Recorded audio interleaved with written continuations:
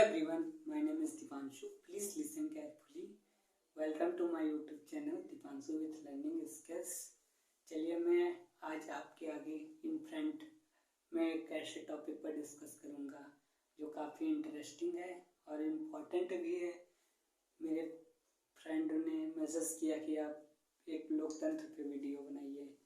लोकतंत्र क्या है, लोकतंत्र की क्यों ज़रूरत पड़ी हमारे ऑल इंडिया में, और ये लोकतंत्र कहाँ तक सफल हुआ है और लोकतंत्र में कौन कौन सी चुनौतियाँ आई हैं, लोकतंत्र क्यों बनना ज़रूरी था, लोकतंत्र होता क्या है।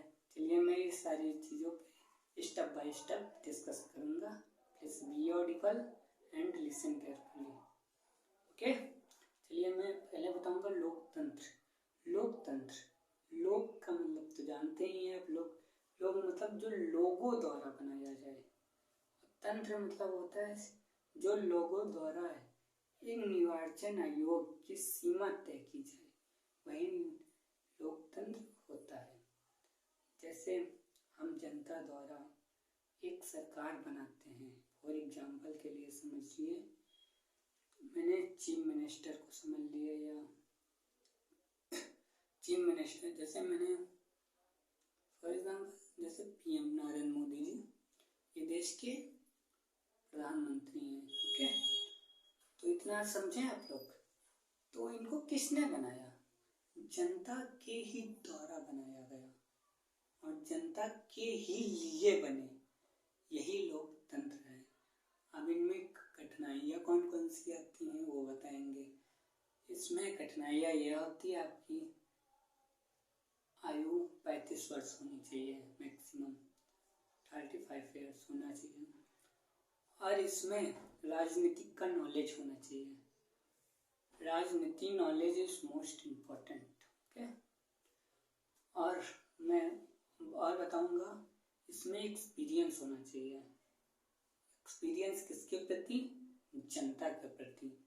जनता क्या चाह रही है, जनता किसको सपोर्ट कर रही है, किन कार्यों पे सपोर्ट कर रही है, किस लेवल तक बढ़ाया जाए अपनी सरकार।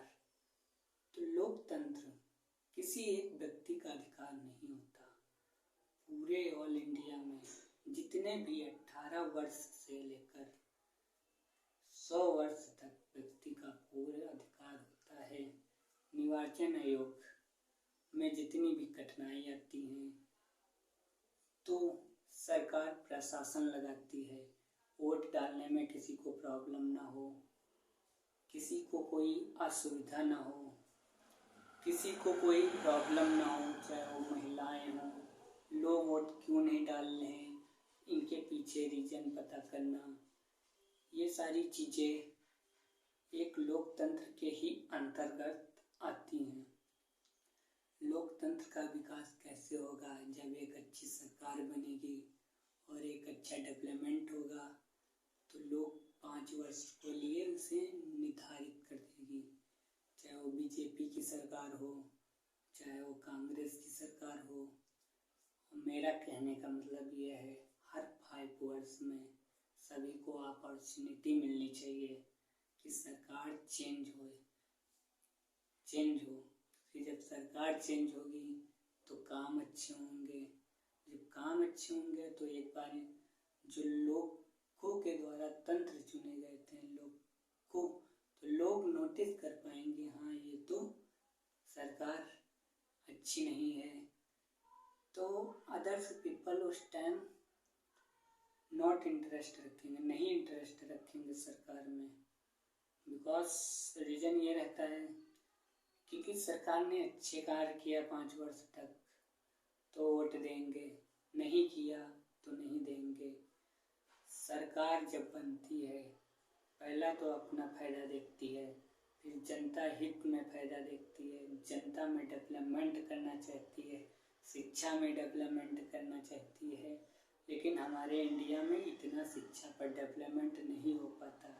इसका रीज़न ये होता है क्योंकि सरकार का कार्य होता है लॉलीपॉप बढ़ाना, ताकि जनता अगर पढ़ लिख जाएगी, अच्छे से नॉलेज अचीव कर पाएगी तो वो वोट देगी, लेकिन उसी को देगी जो हमारे हमारे इंडिया में अच्छे कार्य किए हैं, जिसने एजुकेशन पे ध्यान दिया है, टेक्नोलॉजी पर ध्यान दिया है, सिस्टम हाईटेक, जितने भी चीज़ें 5-10 साल में हाईटेक होंगी और वो नॉलेज बढ़ेगा, उस पर ध्यान देंगे तो उसको जो शिक्षित पर्सन है ना, तो उन्हीं को सेलेक्ट करेंगे। जब उन्हीं को सेलेक्ट करेंगे तो उनके अकॉर्डिंग चीज़ें बदलती जाएंगी और आपको भी अपॉर्चुनिटी मिलती जाएगी कि आप भी दोबारा से एक बार और मौका दें। ये होता है लोकतंत्र, और लोकतंत्र में प्रॉब्लम बहुत सारी आती है। ओके गाइस, मैंने इस सारी चीज़ों पे डिस्कस किया है। अगर आपको वीडियो ना समझ में आए तो हमसे क्वेश्चन पूछ सकते हैं। Thank you everybody. अगर वीडियो अच्छी लगे